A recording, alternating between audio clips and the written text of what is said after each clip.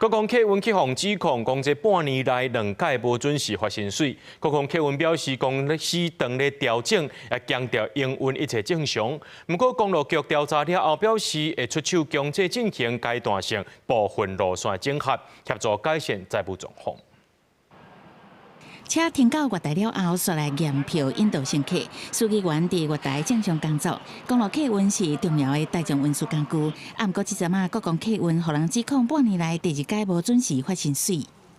正常我们薪水是5号跟20号入账，等到昨天21号下午5点都还是没入账，然后大家就去追。就是管理上面有问题啊，不然你今天怎么会发不出薪水？部分员工是烦恼厝内若是急需要用钱，还是爱交贷款，即马煞牵延着。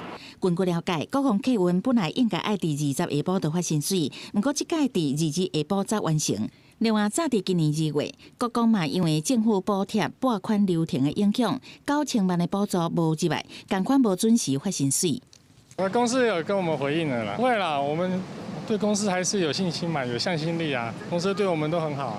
正常的业务是总经理跟董事长在做最后决定的，应该是没问题的。实际去询问，确实有员工有拄到发薪水的状况。对这代志，国光透过平面媒体回应，国道客运经营负担正重，公司当伫调整阶段，也强调公司的营运一切正常，望得到各界继续支持，甲社会大众的体谅。随上疫情了后，国道客运确实负担正重。国道客运它因为它的供给提供不出来啊，就是班次啦哈跟路线的服务跟疫情前差异很大所以当然很多旅客他就没办法选择国道客运来搭乘这个应该是蛮重要的一个影响因素。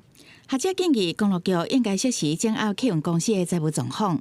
公路局调查了后嘛表示，因为国光客运今年第2届薪水研发会强制进行阶段性部分路线的调整甲整并，协助具体改善财务状况。记者采访报道。